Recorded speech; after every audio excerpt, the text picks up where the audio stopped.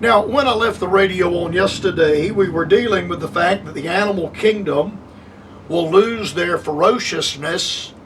The poisonous animals, reptiles, will lose their venom. Now, I mentioned yesterday about the matter of the tree of life for the healing of the nations. And I want to begin today dealing with the matter of sickness. During the millennial kingdom, sickness will be removed and healing will be universal. Now, there may be sickness because there'll be many people that will come through the judgment of the nations. They will enter the millennial kingdom in a natural body. And that natural body will be like the body that you and I have now. It will be susceptible. And I would imagine that there'll be, because they'll be in a body that has been affected by the curse, that that body will be susceptible to cancers and other diseases. But the healing of the nations will be involved in the tree of life. The deformed will be healed. In Isaiah 33:24, and the inhabitant shall not say, I am sick. The people that dwell therein shall be forgiven their iniquity. Now I pointed out that death and sickness are both the result of sin. While Adam and Eve were in the Garden of Eden in a perfect environment, in bodies that had not been tainted by the matter of sin, Adam and Eve knew nothing of sickness. They knew nothing of deformity. If there were ever a two perfect specimen of humanity, two perfect human beings, it would have been Adam and Eve, both created by the direct created hand of God. We have all kind of problems in the human family today, and maladies of one sort or another. Some people contract terminal diseases. Other people contract diseases for which there is no cure. I think about type 1 diabetes, childhood diabetes, and there is no cure for that.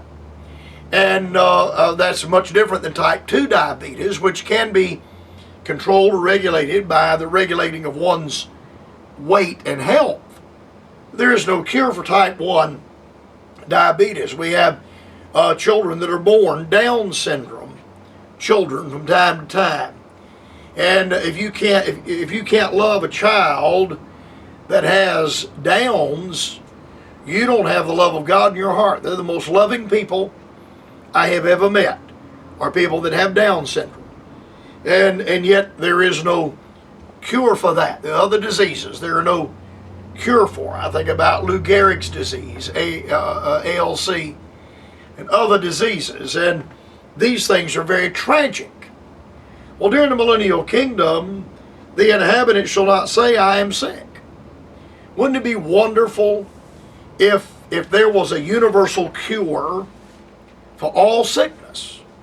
The hospitals would close down because they would no longer treat illness, they would cure illness.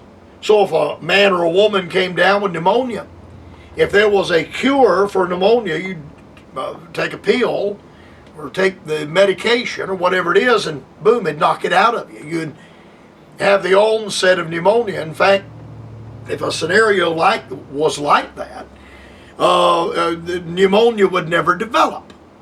Pneumonia is a development in the lungs of infection, generally starting with a cold or the flu, and it moves into the lungs and sets up with pneumonia. Congestive heart failure, when the body is not able to eliminate its fluids, and the fluids surround the heart, not only putting pressure on the heart, but then the lungs fill up, and that's a tragic. My grandfather died of congestive heart failure. My mother-in-law died of congestive heart failure. It's a tragedy. But in the millennial kingdom, because of the tree of life, and I'm going to have more to say about the tree of life later in this study, and that's a marvelous thing to think about in its own right. The tree of life that I find in Genesis, I find again in the book of the Revelation. I'll hold that till we get there. But wouldn't it be wonderful if we had something like that today? Much has been talked about the corona virus vaccine. And I had the coronavirus back last year. And I was sick. I was really sick. And for 7 days, I carried a fever of between 102, and at one point it was almost 106. A little over 105 temperature. It's pretty tough on a middle-aged man. But I got better just as fast as I got sick. Within 3 days, I could barely tell that I had been sick. But during those 7 days that I was sick, I was really, really sick. If we had cures for those things, we have vaccines for polio and vaccines for other diseases that God has allowed the human family to conquer, and medical science to develop medications to deal with these things. But today we don't have a cure for the common cold. We don't have a cure for that. A lot of people take a flu shot. I've never had a flu shot. I don't have any intentions of ever getting one. But we have a flu vaccine, a flu shot, and yet we still have people that get the flu and people that die from the flu. But during the millennial kingdom, none shall say, I am sick. And the reason that none shall say, I am sick, is because of the healing as a result of the tree of life. The tree of life will be on earth, and the leaves of the tree will be for the healing of the nations. Involved in the verse, it also says, I will forgive their iniquities. And the matter of human sin and sin entering the human family cannot be separated from the area of sickness and death. The wages of sin is death. We die because of sin. And God would not allow Adam and Eve to live forever in a body tainted by sin.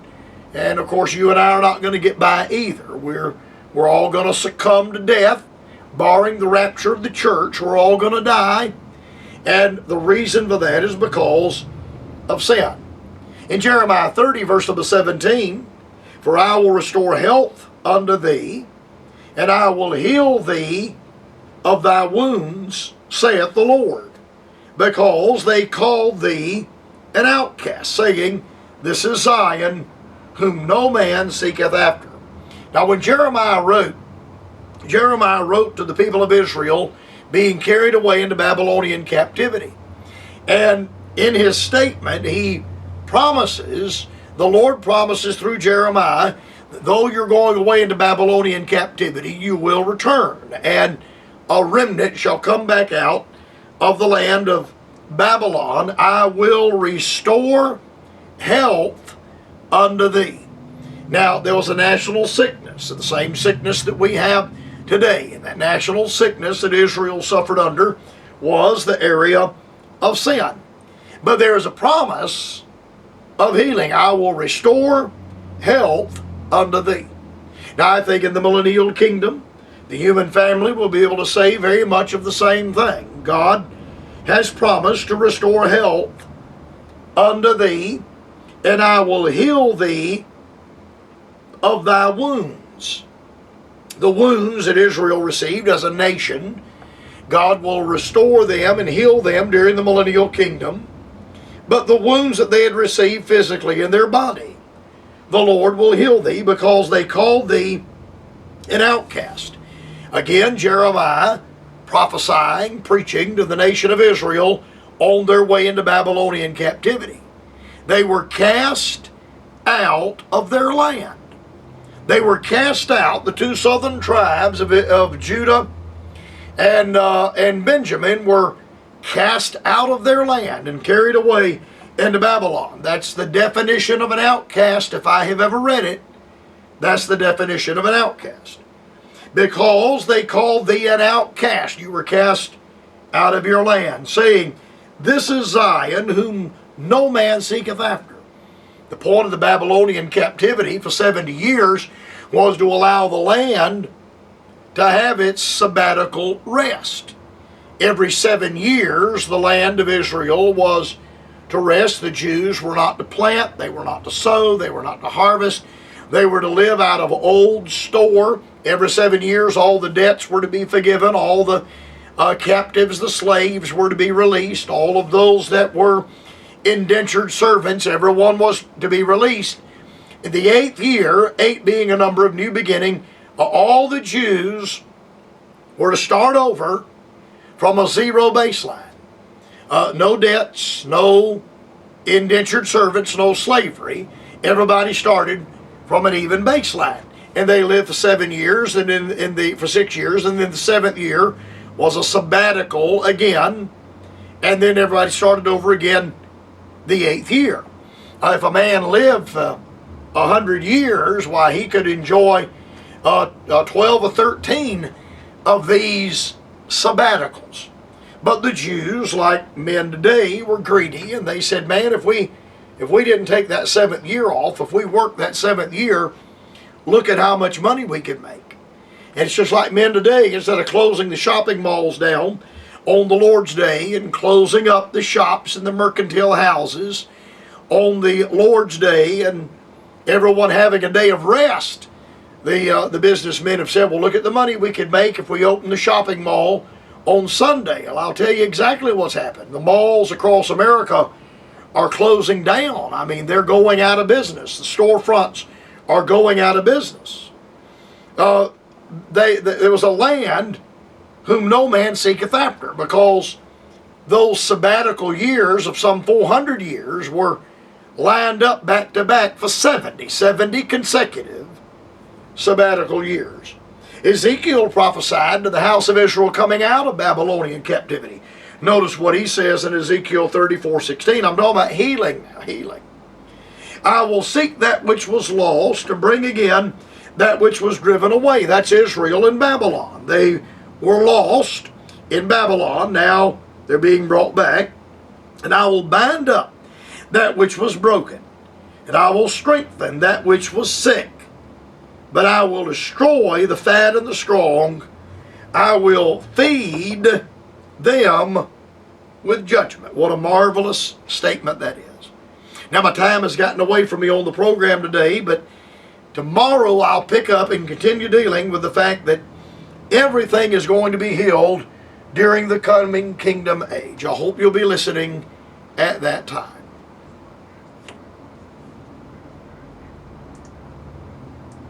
You may write the Bright Spot Hour at Post Office Box 4, Greenville, South Carolina 296.